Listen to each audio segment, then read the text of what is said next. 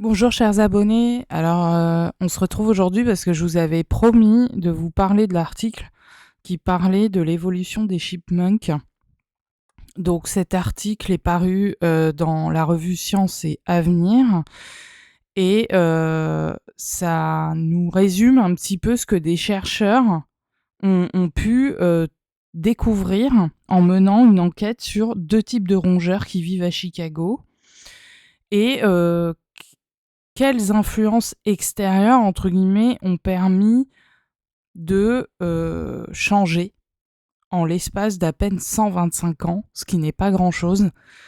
Donc, cet article s'intitule La ville et les chipmunks, histoire d'une évolution éclair. Donc, c'est Hervé Rattel qui a rapporté les résultats de ses recherches.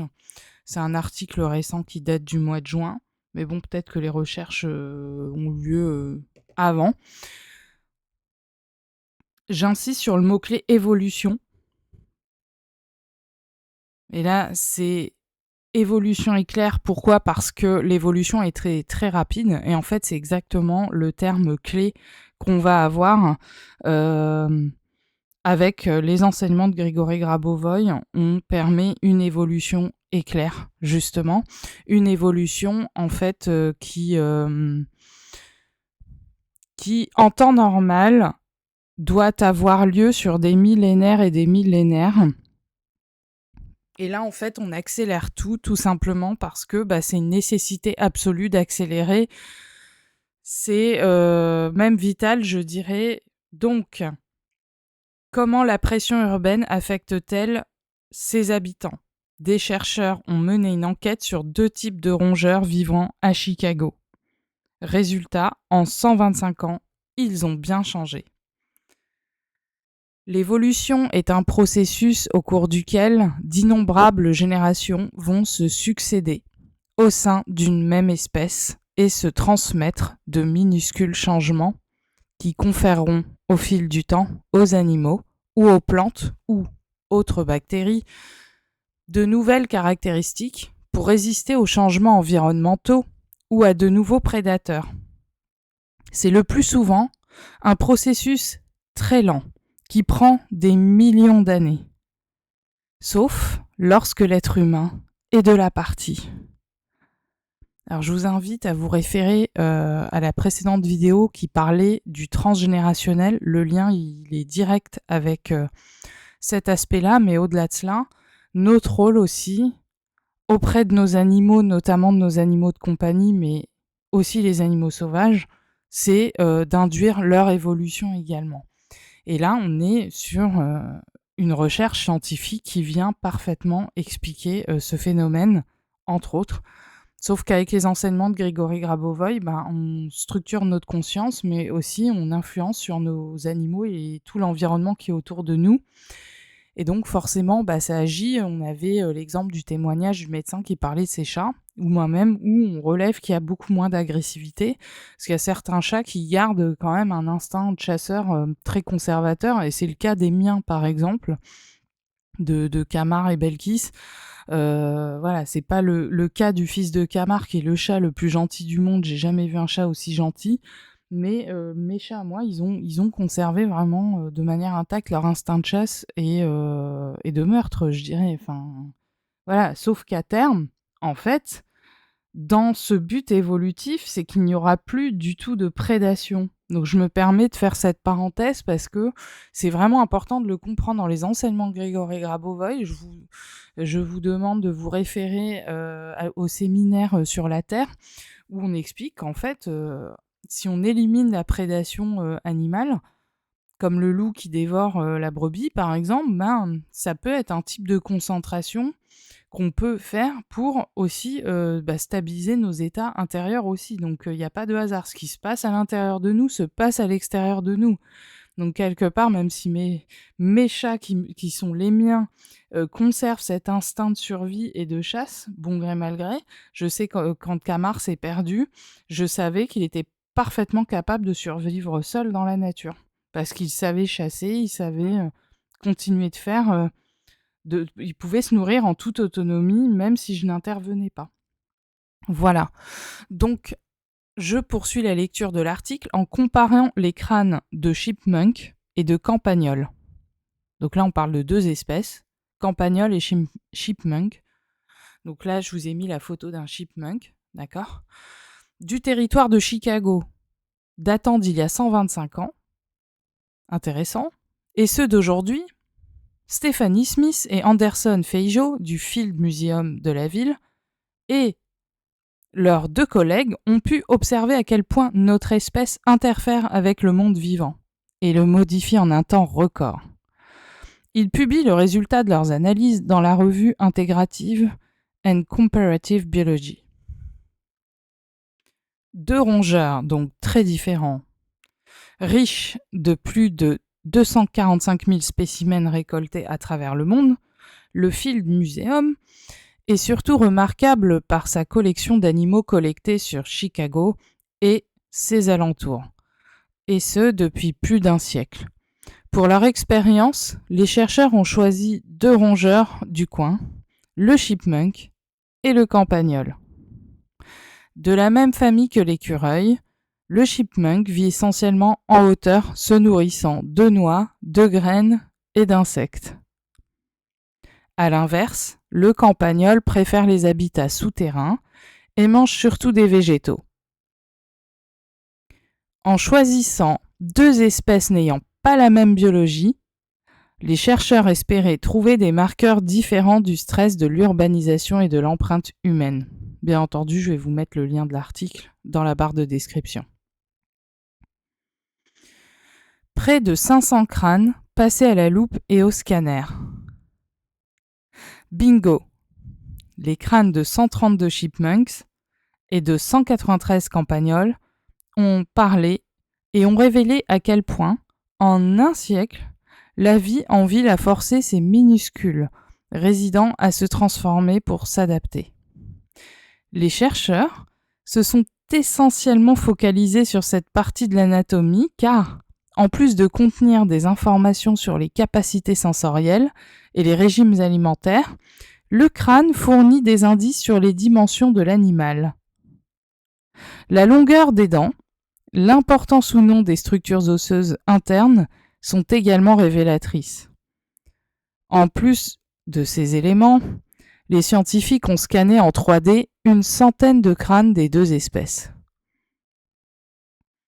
Moins de dents et moins d'ouïes. Les analyses ont révélé des changements subtils mais significatifs. Au fil du siècle, donc je rappelle que c'est une analyse sur plusieurs générations de ces petits animaux sur 125 ans, c'est quand même super court. Donc au fil du siècle, le crâne des chipmunks s'est ainsi élargi. Preuve que l'animal a grossi. La trop riche nourriture humaine ramassée de-ci, de-là ne doit pas y être étrangère, avancent les chercheurs.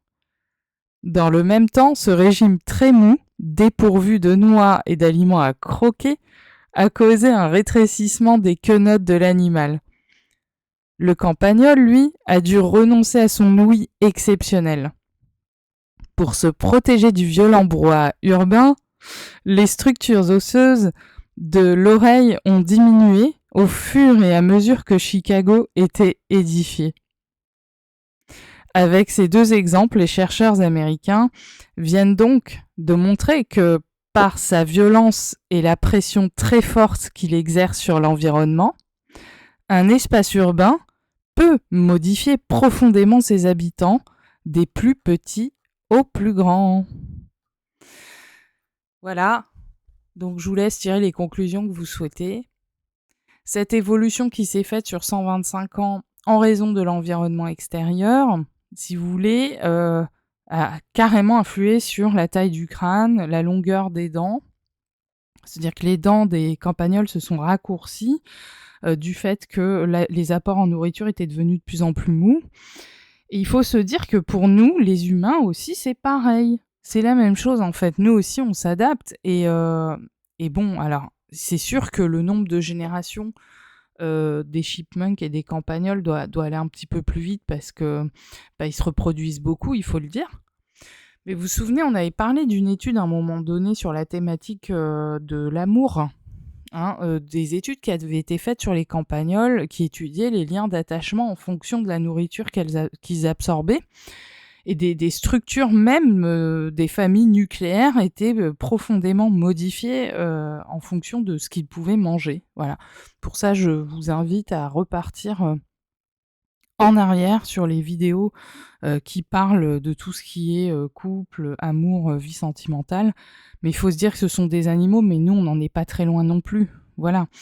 Et le fait est que Grabovoi explique à un moment donné dans le livre sur la ère et la vie éternelle que une simple avalanche ou un simple tremblement de terre modifie déjà notre ADN.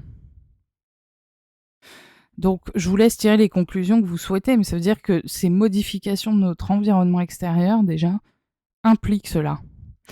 Et l'université de Kyoto, je le rappelle assez souvent, dans le cadre de ses travaux autour du son, ont démontré qu'en exposant des cellules adipocytes à certains sons, certaines fréquences, modifier la transcription des gènes déjà en l'espace d'1 heure, avec une amplification plutôt importante. Alors moi, je suis pas à même de juger la différence.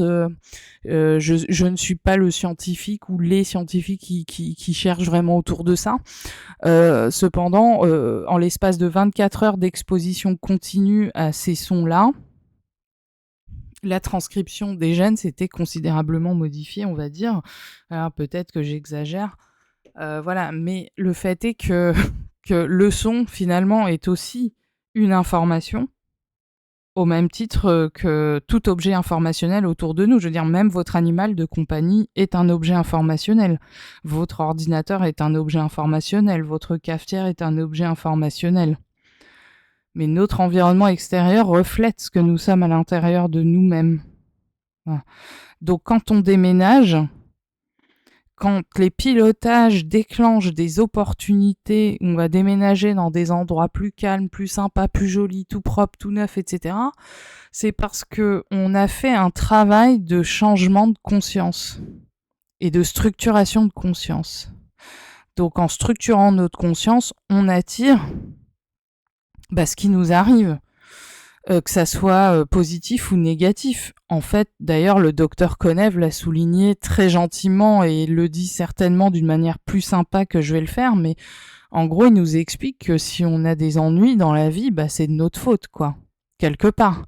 Donc c'est de notre faute si on réussit, et c'est aussi de notre faute si quelque part on échoue ou si on comprend pas qu'il y a une autre voie à suivre. Voilà, donc moi, je suis pas en train de faire des leçons de morale, parce que moi, je suis la première à être frustrée quand quelque chose ne fonctionne pas comme il faut. Sauf que quand ça fonctionne pas, je cherche jusqu'à ce que je trouve comment ça va fonctionner. Et avec les sons, notamment, c'est ce qui s'est passé. C'est que voilà, il y avait des points sur lesquels j'étais en difficulté réelle. Et sur ces points-là, j'ai pu faire évoluer les choses de manière accélérée, évolution éclair, comme on dit, parce que je me suis utilisé une méthode qui fait que je suis réceptive.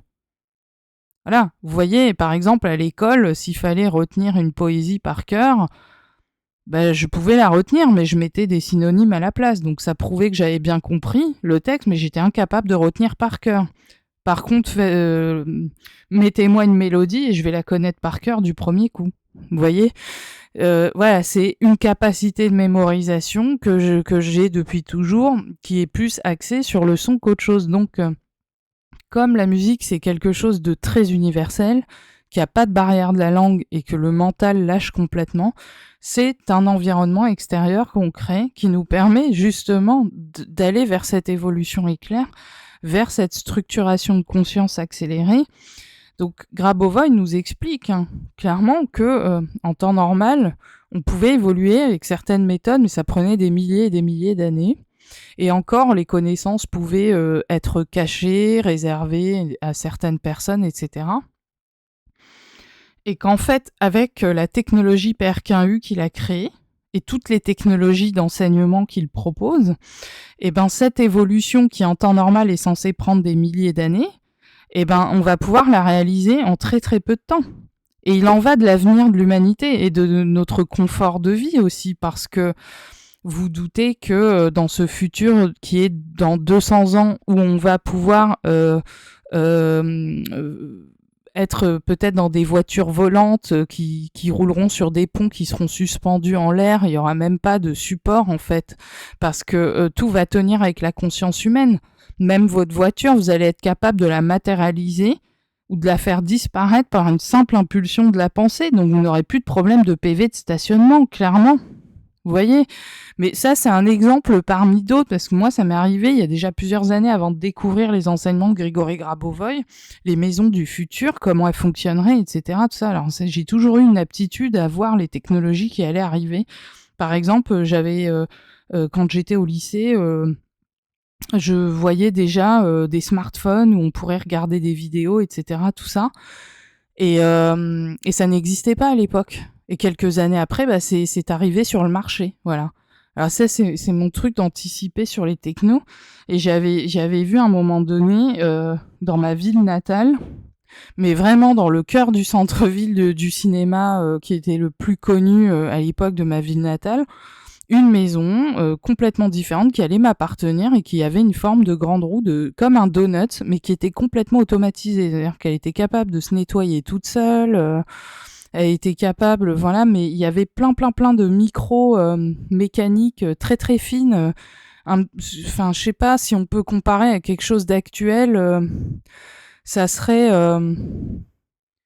l'équivalent de ce qu'on peut voir dans les montres suisses. Et encore, je pense que même les montres suisses ne sont pas du tout assez évoluées par rapport aux trucs que j'avais vus à ce moment-là.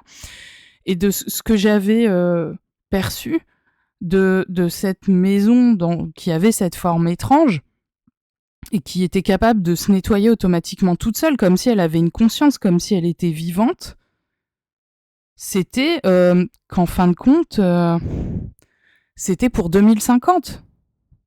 Et là, on est en 2025. Et ce rêve-là, je l'ai fait il y a peut-être une dizaine d'années. Voilà.